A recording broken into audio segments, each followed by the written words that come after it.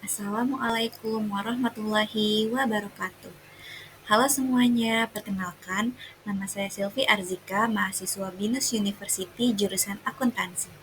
Pada kesempatan kali ini, saya akan menyampaikan proyek mata kuliah Karakter Building Pancasila mengenai peran teknologi dalam mendukung pendidikan berkualitas dalam Sustainable Development Goals Point 4, yaitu pendidikan berkualitas.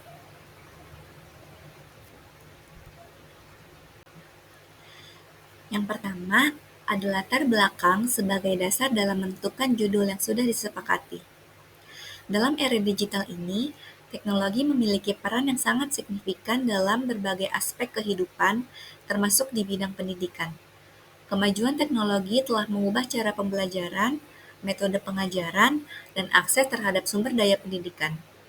Menurut Kementerian Pendidikan dan Kebudayaan, penggunaan teknologi dalam pendidikan dapat meningkatkan kualitas pembelajaran, memperluas akses pendidikan, dan membantu menciptakan lingkungan belajar yang lebih interaktif. Selanjutnya, ada berbagai aspek teknologi dalam pendidikan termasuk pembelajaran online atau e-learning, seperti penggunaan perangkat lunak dan penerapan kecerdasan buatan dalam proses pembelajaran. Teknologi memungkinkan pembelajaran yang lebih disesuaikan dengan kebutuhan masing-masing siswa. Hal ini telah terbukti bahwa teknologi menjadi alat penting untuk memastikan pendidikan terus berlanjut di Indonesia selama masa-masa sulit seperti pandemi COVID-19. Namun, dalam prakteknya ada beberapa tantangan untuk menggunakannya dalam pendidikan. Tantangan ini berupa perbedaan digital, keterbatasan infrastruktur, tingkat kesiapan guru dan siswa untuk menyesuaikan diri dengan teknologi. Oleh karena itu, penelitian ini diperlukan untuk memahami bagaimana teknologi dapat digunakan secara efektif untuk mendukung pendidikan yang berkualitas tinggi. Selanjutnya ada rumusan masalah. Rumusan masalah dalam penelitian ini ada 5. Yang pertama, bagaimana peran teknologi dalam meningkatkan kualitas pendidikan. Yang kedua, apa saja manfaat dan tantangan dalam penerapan teknologi di bidang pendidikan. Yang ketiga, bagaimana strategi optimal dalam mengintegrasikan teknologi ke dalam pendidikan sistem. Yang keempat, bagaimana dampak penggunaan teknologi terhadap efektivitas pembelajaran.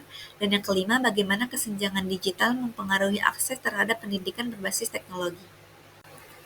Dari rumusan masalah di atas, saya melakukan wawancara dengan salah satu pengajar yang berada di Tanah Baru, Beji, Depok, yaitu Ibu Fitria Syarif atau biasa dipanggil Ibu Pipit, yang merupakan wakil kepala sekolah bidang kesiswaan dengan hasil temuan di lapangan yaitu sebagai berikut. Yang pertama, narasumber mengungkapkan bahwa pembelajaran berbasis teknologi ini sangat efektif karena siswa tidak perlu datang ke sekolah dan bisa belajar di rumah. Narasumber juga mengungkapkan bahwa pendidikan di Indonesia telah mengadopsi penggunaan AI.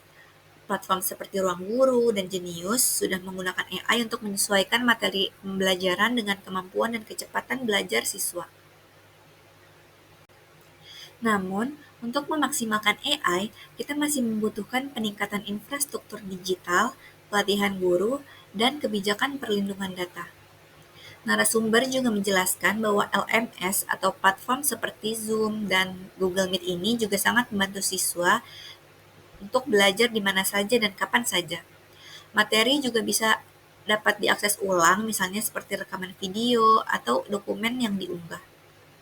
Dari hasil wawancara di atas, terdapat beberapa tantangan utamanya meliputi keterbatasan infrastruktur, keterbatasan skill digital, kurangnya materi pembelajaran digital yang sesuai, resistensi terhadap perubahan, serta kurangnya pelatihan berkelanjutan. Berikut ini merupakan dokumentasi atas wawancara yang sudah saya lakukan beberapa minggu yang lalu. Lalu, setelah saya mendapatkan temuan di lapangan, ada beberapa rancangan solusi di antaranya untuk mengatasi keterbatasan akses internet dan perangkat di daerah terpencil, diperlukan pengembangan infrastruktur internet yang merata, penyedia perangkat seperti laptop, PC, atau tablet yang terjangkau atau subsidi untuk siswa dan guru yang membutuhkan, misalnya melalui program pinjaman atau hibah. Untuk kurangnya keterampilan guru dalam memanfaatkan teknologi pembelajaran, diperlukan penyediaan pelatihan dan pendampingan berkelanjutan bagi guru dalam penggunaan LMS, platform virtual dan teknologi pembelajaran lainnya. Atau guru-guru yang sudah bisa mengerti teknologi dapat membantu guru yang kurang mengerti teknologi tersebut. Selanjutnya ada refleksi diri. Pentingnya pelatihan berkelanjutan. Hasil wawancara menegaskan perlunya pelatihan yang berkelanjutan dan mendalam bagi guru dalam memanfaatkan teknologi.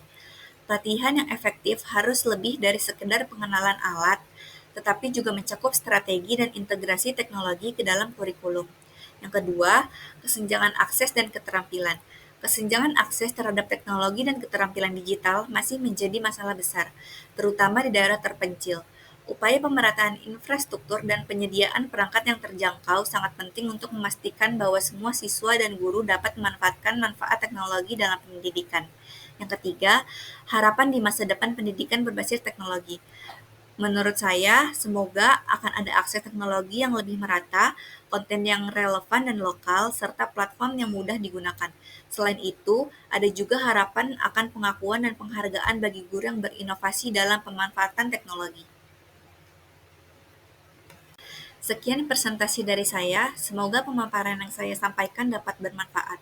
Kurang lebihnya saya mohon maaf. Wassalamualaikum warahmatullahi wabarakatuh.